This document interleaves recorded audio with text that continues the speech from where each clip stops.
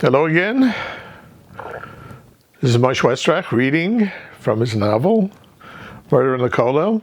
Hope you're all healthy. Today we'll read chapter 12, Negelwasser. I saw Daphna come out of the house carrying a wicker picnic hamper. I asked, "What's that for?" "My mother figures the best way to a man's heart is through his stomach. She made us lunch," she said with a laugh. If her mother's lunch was as good as her breakfast, way to go, Mrs. Kollel. Daphna threw the hamper into the back seat and climbed into the car. Her next words were, "Where's your laptop? I want to see the disk." The computer was in the space between the bucket seats and I handed it to her. I was about to explain the intricacies of my particular laptop, but I saw that it would be superfluous.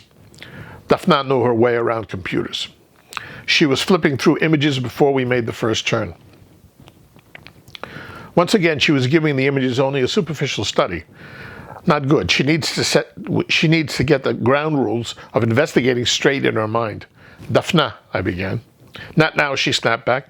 "I want to see the video before we get to the station." The police was our first scheduled stop, and that was about 3 minutes away. She had to look at over 700 photos, and the video ran for 7 minutes. No way could she see so much material. I glimpsed in a direction and saw the images flash on the screen for a fraction of a second before the next shot came up. Very bad. As I parked the car in front of the station, I saw she was watching the video. Somehow she had gotten the video player to go at a really fast speed. Sloppy, sloppy, sloppy. "Daphna, we're here," I began. "Just 1 second," she said, holding up her index finger with eyes glued to the screen. The video ended. She closed the laptop and said, "Now we can go in." "I wanted to say that reading the file and looking at the images like you did is sloppy detective work," I scolded. "Well, don't blame me," she countered. "You only showed me the stuff this morning. I'll look at it again." And again, and again, and again, slowly, meticulously. That's how you solve cases. Skimming leads to mistakes, I warned. "Who skimmed?" she asked. "You did. I saw the way you skimmed the case file this morning at breakfast." "No, that's just the way I read," she explained. "Nobody reads like that. That's skimming." "No, really, I do. I read like that," she insisted. "Well, actually, you're right. I am not reading. One of the neurophysiologists that studied me said that I don't actually read." "You were studied by neurophysicists, whatever?" "Yeah, for about 4 years ago. One of the professors at the university wanted to know how I process written words so fast. He said I don't read. What I do is absorb an image of the words, and then my brain processes the images. I don't read at all. It's all image processing." "If you don't read, how much time does it take for your brain to do this image processing?" I inquired. "Oh, it's instantaneous," she stated simply. "Same for actual images. It's hard to explain, but that's the reason I can find things on disks that other people cannot. I'm not looking for information. I'm looking for the digital image, the information created on the disk, like recognizing a face in the crowd. Do you understand?" "Not a word," I said, dumbfounded. "Well, if you have some free time when we are not hunting down nefarious criminals, I will try to explain it more clearly."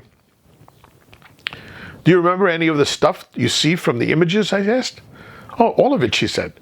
"The professor said I have a true photographic memory." "And I'm supposed to believe that in the last 20 minutes you absorbed and remembered all the material in the files and the photographs?" "Try me," she challenged. Okay, she asked for it.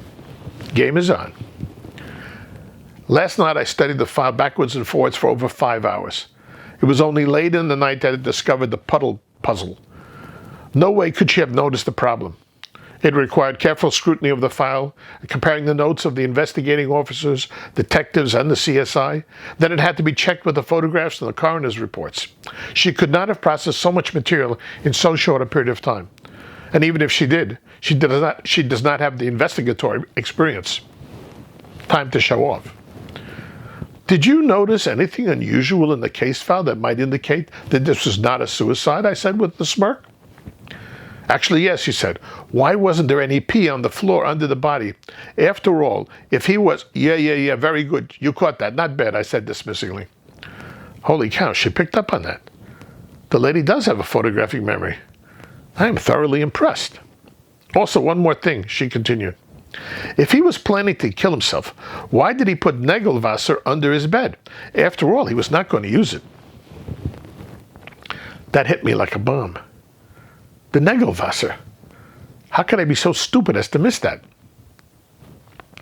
Negelwasser is a custom practiced by very Orthodox Jews. The words in Yiddish literally mean water for the nails, and refers to a jug of water and a basin set right next to the bed so that on rising in the morning, a person could ritually cleanse his hands before touching anything else. The photographs and video clearly showed the jug and the basin at the bedside, and I had identified it for what it was. Negelwasser. The investigating police just wrote it up as a jug of water, and the CSI noted that the only prints were for those of the victim. Dafna was absolutely correct. If he was not going to be using the Negelwasser in the morning, why had he put it out? I missed it completely. What an idiot I was. But I was not about to let her know that. Macho rules. Who's the boss? As we opened the car doors and climbed out, she said apologetically, "It could be I missed something else. I'll have to have another look at the material. I'm sorry, I don't have your experience."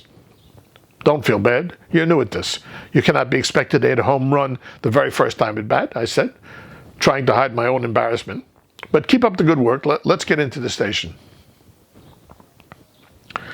We spent the next 45 minutes giving our statements to a uniformed female police officer.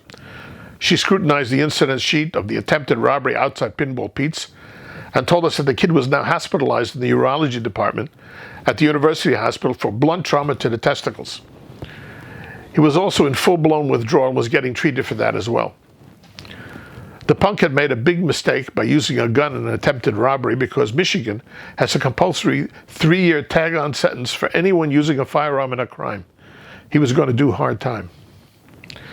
The officer finished typing into the computer and ran off a hard copy, which he stapled to the incident report. "We're done," she said, dismissing us. Then she looked at Dafna and asked with concern, "How's your foot?" "Still a little sore." "Next time, thick-soled shoes. That's the trick," she said with a wink. We went up to the detectives division to find Julie Dalton. She was waiting for us, and we all went to an unoccupied interrogation room to go over the case. Most things were crystal clear, and the few that were not, she explained fully. Living proof of cooperation up the wazoo. It took an hour, and when we were done, I had a half-page of notes and some ideas of how to proceed with the investigation.